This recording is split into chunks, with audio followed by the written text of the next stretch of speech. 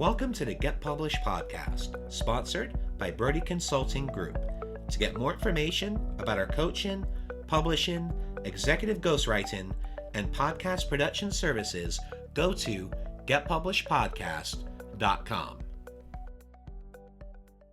Hello, I am Paul Brodie, and thank you for joining us for another episode of the Get Published podcast, where we help authors get published with a proven system that works. And today, we're being joined by Tim J. Smith, author of Pricing Done Right. Tim, welcome to the show. It's an honor and a privilege. Thank you, Paul. Well, we are thrilled to have you. Are you ready to begin? Absolutely. All right. Question number one. What is the one piece of advice that you would give to a first-time author who is currently writing their book? Structure. Focus on that structure, the structure and the language.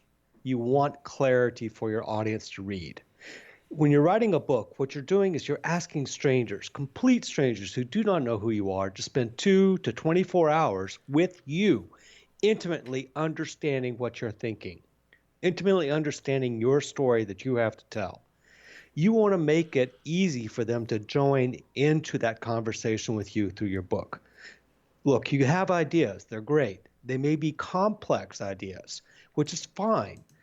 You can communicate those, but you have to do it in a structured manner so that you can enable your audience to follow you. And you can't do that without the structure. I personally start with outlines, detailed outlines, and more detailed outlines, and then finally write. For instance, I'll write a high-level outline of maybe 4 to 9 pages of just what are the ideas I want to cover, broad brush, put them in some sort of an order. And then I take that and I expand it out to like 50 pages, where I'm trying to like structure where those ideas come from. This is where the chapters get defined. The sections in those chapters get defined, where I start to decide where the content's going to go and the specific arguments or the sites I will use to drive that argument forward. And then I do a third one. And now we're talking 100 to 200 page detailed outline of exactly what every chapter, section, paragraph is going to try to communicate to the audience. Only then do I start to write a book. But before I even go from there to writing a book, then I focus on language. I want a vocabulary that's harmonized throughout the book so it's easy for people to follow how this is working out and them to read. Too many confusing words, acronyms are a complete no-no. Take them all out. And at that point, you have language, you have structure, you can begin to write. And when you're writing, remember you're communicating with human beings. Make it readable. Use language that's appropriate for them. Make it a little entertainment. Throw in yourself in there, of course, but help your audience to see how you're pulling them forward. One of the challenges I have in my subject matter is I do math, and math clearly turns off a lot of people. But I know that my audience needs some math to do what I'm trying to do, help them, enable them to do. So I'm giving them math, but in the proper manner so it's easier for them to accept. And what do you feel is the hardest part about getting published? I'm using dominantly major publishers. And the reason why I'm using them is I need their distribution arm. I like what they can do in terms of professionalizing the book and put it all together. Generally, before I even go to a publisher, though, I have the first draft of the entire book written. Short of editing, it's done. I know that sounds strange. It's not what you read on a lot of things, but it works for me. And the reason why I like to take that approach is that I want to know what I'll be saying, who my audience is, why that audience needs to grab it. That is necessary for writing the proposal to the publishers to say, invest some money and some time in me, and we'll make money together. Interesting. So you're actually not just doing the proposal, you're sending them the entire draft. I have the entire draft done. I don't send them the entire draft. But usually in the publishing, like with Bloomberg, they require 2 to 3 chapters that are pretty close to being done. It's hard to say I have 2 to 3 chapters close to being done when I have no idea what comes before or after those chapters. So yeah, I actually write the book before I seek a publisher.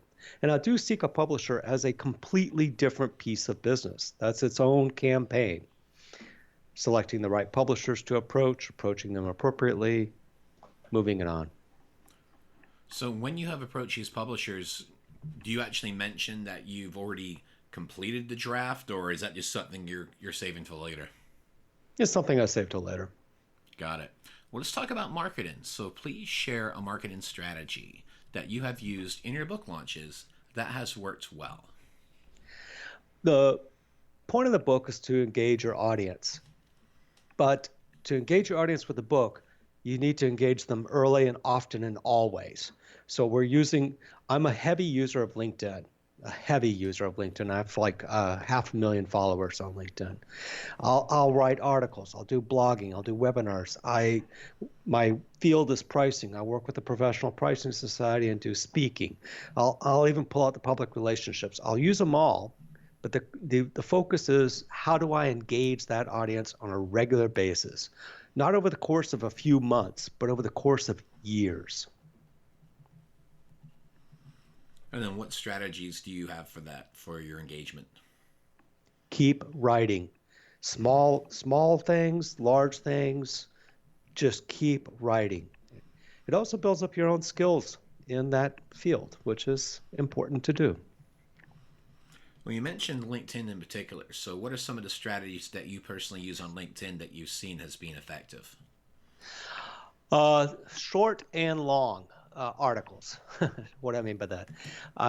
Once a month or so, I try to publish a full LinkedIn article, something around 800 to 1,200 words that explores an idea of completion with graphics, maybe an equation, but I try not to do it because LinkedIn with equations is horrid. And I'll publish that once a month. In the meantime, I'll publish short little blurbs. That's what I call them. I'm looking for 200 words max type things, where I take a current event, state it in one sentence, state the question it raises in the second sentence, and a small short answer. For instance, Amazon has some vendors on it price gouging. No distributor wants to be known as a price gouger. How do you police a platform to prevent abuse of that platform when you're a platform provider? Clearly, Techlash is a real thing. That was basically the blurb. I'm sure I said it better in the blurb, or maybe not, but you get it. Short sentence, short idea, boom, and let that go viral on its own. Excellent. Well, speaking of books, I'd like to know what is your favorite book and what was the number one thing that you learned from it? I pulled out 2 when I came up with this list. One of them is Cohen Tanuji's book on quantum mechanics. My PhD's in physics. And the other one is Hull's books on option swaps, futures, and other financial derivatives. The reason is Cohen Tanuji's book on quantum mechanics was extremely mathematical, etc. But they laid out the ideas so easily that an undergrad physics major could read it. And then when I approached Hull's book on option swaps, futures, and other financial derivatives, here I'm seeing that same approach to writing being applied to a business topic that actually addresses the question of how do you price an option or swap or future or financial derivative. I loved what I learned from those books and how they presented the information at a technical, even business appropriate audience. It demonstrated to me it can be done. And for a final question, what is your favorite quote and why?